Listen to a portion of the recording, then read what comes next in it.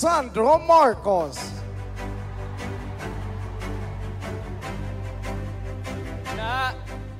Naimbag nga nabi tayo amin na po. Gagayem ken kakabsat. Agtakder tayo para ti ay ayaten a Pangulo Ferdinand Romualdez Marcos Jr.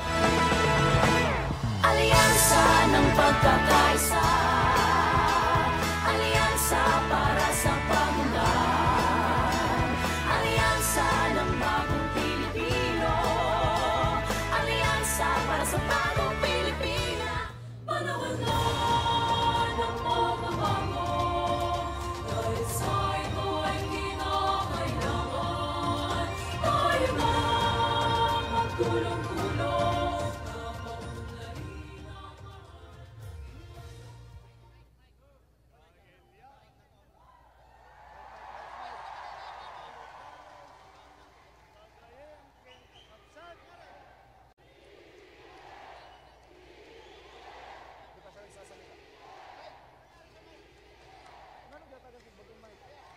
Ilya, Ilocos, kagayem ken kakabsat na imbag nga malemyo amin.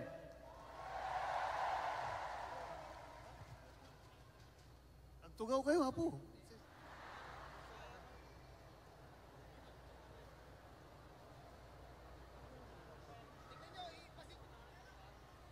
Parang mahirap makapaniwala na nandito na naman tayo sa kampanya. Napakabilis ng panahon, napakabilis ng pagdaan ng 3 taon na akala natin ay magiging mas matagal. Ngunit nandito nga tayo sa darating na halalan sa Mayo. At sinimulan po natin ang aming national campaign, kagaya ng dati, dito po sa ating minamahal na lalawigan ng Ilocos Norte. Andito po ang aming ipinagmamalaki ng mga kandidato para sa Senado. Ngunit, bagamat nakatuon ang pansin natin sa ating mga kandidato para sa Senado, huwag po natin kaligtaan ang halos 18,200 na local executive na ating ihahalal sa Mayo.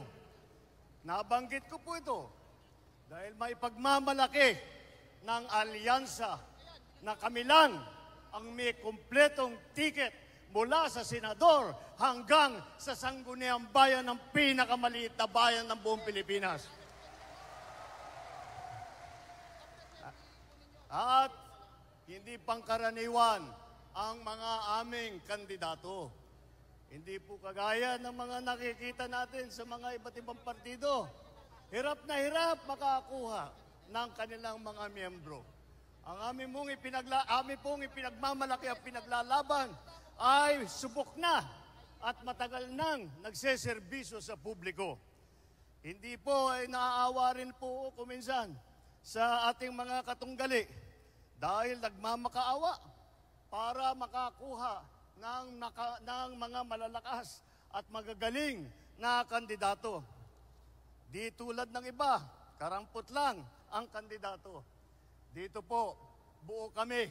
Hindi lamang buo sa numero, ngunit buo ang loob para ipaglaban ang kapakanan ng bawat Pilipino at ang buong Pilipinas.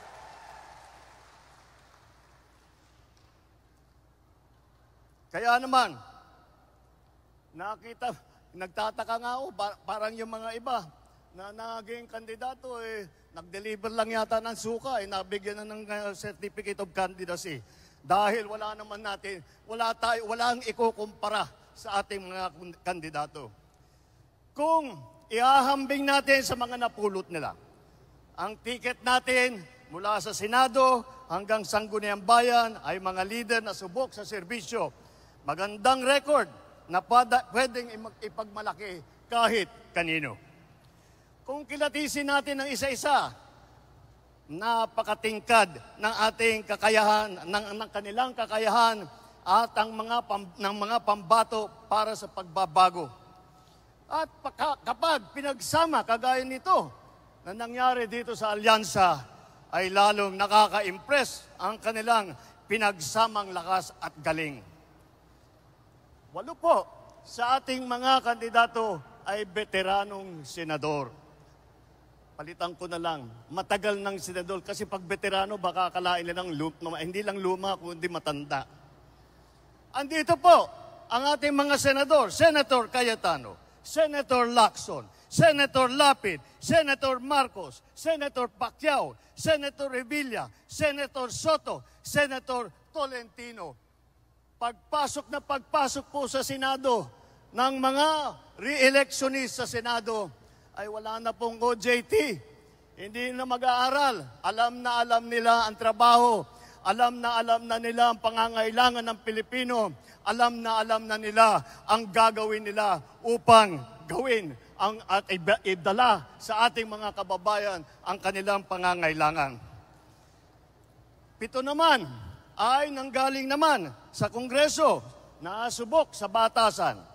Andyan po ang mga Congressman Abalos, Congressman Binay, Congressman Cayetano, Congressman Marcos, Congressman Pacquiao, Congressman Tulfo, Congressman Villar. Kitang-kita po naman natin na ito lahat ay sanay na sanay, subok na subok at matagal nang nagpapakita ng galing. Hindi na bagito sa pagpanday ng mga batas. 4 ang nagsilbi sa kabinete, humawak ng cabinet rank na posisyon. Si Abalos, DILG Secretary. Si Tulfo, nag-DSWD Secretary. Lacson ng Yolanda Rehabilitation Commission. Tolentino, siyang namuno ng MMDA. Ngunit, sa kanilang katungkulan, ay hindi lang po sila parelax-relax. Tingnan nyo po ang kanilang mga record at makikita po ninyo na sila ay nakagawa ng magandang pagbubuti para sa kanilang mga kagawaran. Alam nila ang government work galing sa kabinete. Hindi lang dada, pero gawa ang kanilang ipinapakita. They are not here to oppose. They are here to propose. 3 ang naging gobernador ng malalaking probinsya. Alam nyo na, Manang Aimee, dito sa atin, sa Ilocos Norte. Lito Lapid, Governor Lito Lapid ng Pampanga. At ang Governor Revilla ng Cavite naman. Bukod pa ron, kasama nila ang 3 naging city mayor. Binay, ng Abi Binay ng Makati. Tolentino ng Tagaytay. Abalos ng Mandaluyong. At huwag natin kalimutan na si Tito Sen, Senator Soto, ay naging Vice Mayor din ng Quezon City. Hindi rin po tayo nagkukulang sa boses ng kababaihan at maglalaban para sa karapatan ng ating kababaihan dahil 4 sa ating mga kandidato ay babae, pero itong mga babaeng ito ay palagay ko, mas matatapang pa ito kaysa sa mga lalaki na nandito ngayon. Mga abogado naman, 4 din. 4 ang abogado natin. Abalos, Binay, Cayetano, Tolentino. Si Aimee nag-aaral din sa law school. At pinagtatalunan lang nila kung sino daw ang pinakamagaling at sino nanggaling sa pinakamagandang eskwelahan.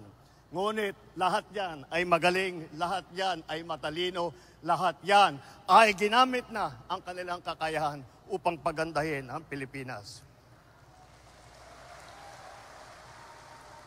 Kung itatanong naman natin, sila ba ay isa lang ang pinanggalingan? Tiga Maynila lang ba lahat?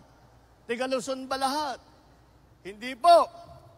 Dahil pagdating sa geographical representation, 2 ang taga Mindanao. Si Manny Pacquiao ng Bukidnon, Sarangani at saka Jensan. Si Erwin naman, lumaki sa Davao Oriental, sa Sulu, mga probinsya kung saan nadestino ang kanyang bayaning ama. Ang unang Vicente Soto ay naging senador na tiga Cebu. Ang nanay naman namin ni Aimee, alam nyo naman, 100% waray. Alam naman natin pati na ang lolo ni Camille ay galing sa Iloilo. Yan po ang ating ipagmamalaki. Dahil po nauunawaan nila hindi lamang ang mga problema na hinaharap na nasyonal, hindi lang ang mga problema sa taas, sa Senado, ngunit lahat po sila ay may karanasan sa local government, may karanasan sila sa executive. Lahat po sila ay nakapagpakita na ng kanilang kakayahan. Kaya't po ay kayang-kaya naming maipagmalaki. Bukod po dyan, tignan niyo po ang record ng ating mga kandidato. Wala sa kanila ang may bahid ng dugo dahil sa tukhang. Wala sa kanilang kasabwat sa pagbulsa ng sako-sakong pera, pinagsamantalaan ang krisis ng pandemya, pinabayaan ang ating mga kababayan na magkasakit at mamatay. Wala sa kanila ang mga pumapalakpak sa China at natutuwa pa kapag tayo ay binobomba ng tubig. Tinatamaan ang ating mga Coast Guard, hinaharang ang ating mga mangingisda, ninanakaw ang kanilang huli. At bukod pa ron ay inaagaw pa ang mga isla natin para maging bahagi ng kanilang bansa. Wala po sa kanila ang tilang sakristan ng isang bulaang propeta na nasasakdal dahil sa pagyurak sa ating kabataan at sa ating kababaihan. Wala sa kanila ang tagataguyod ng pugad ng krimen, ng sentro ng paglalapastangan ng mga kababaihan na mga pogo. Tayo ngayon ay nasa sangandaan ng ating paglalakbay bilang isang malayang bansa. Bilang isang sambayanang may dangal, may sipag at may talino. Tayo ba ay papayag na babalik sa panahon gusto ng kung kailan gusto ng ating mga liderato maging probinsya tayo ng China? Babalik ba tayo sa nakaraan na ibinubugaw ang ating bayan bilang isang sugalan ng mga dayuhan? Nais ba natin bumalik sa landas na umaapaw sa dugo ng mga inosenteng mga bata na inagaw sa kanilang mga anak, mga ina, kinuha sa kanilang mga tahanan at inagaw ang kanilang kinabukasan? Walang nagnanais na Pilipino na mabalik tayo sa ganyang klaseng pagpatakbo. Kaya naman, pakakatiyak po kayo na kapag ang ating mga kandidato ay naluklok sa Senado at sila ay nagsimula ng kanilang trabaho, asahan po ninyo na sila po ay hindi makikihalo, hindi makikilahok sa ganyang bagay na ating iniwanan na at na ayaw balikan. Ito po ang aming ipinagmamalaki. Ito po ang ating mga kandidato para ng alyansa para sa bagong Pilipinas.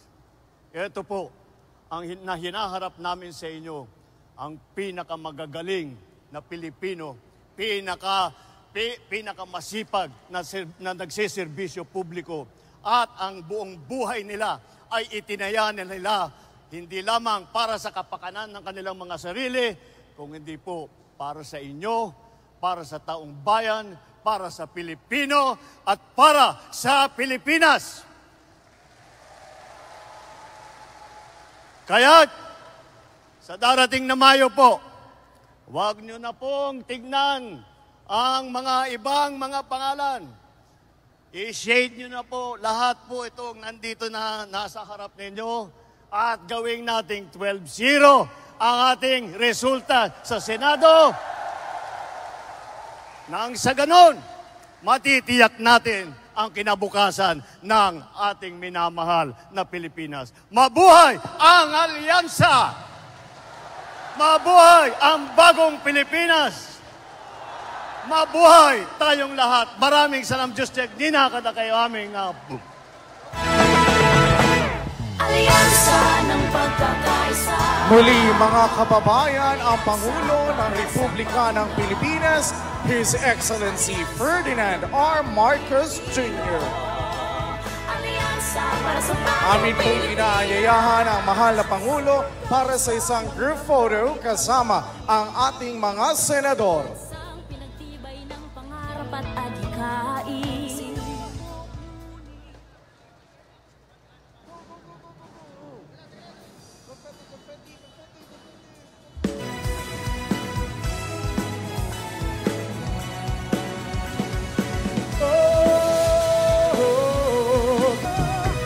Alyansa ng pagkakaisa, alyansa para sa pag-unlad, alyansa ng bagong Pilipino, alyansa para sa bagong Pilipinas, pagkakaisa ng damdamin hangarin, alyansang pinagtibay ng pangarap at adhikain, sinubok ngunit nanatiling tutok hanggang sa tuktok.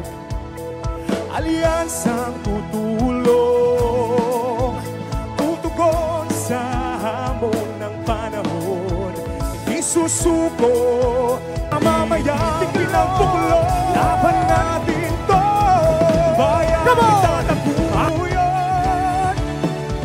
bayang isisigaw,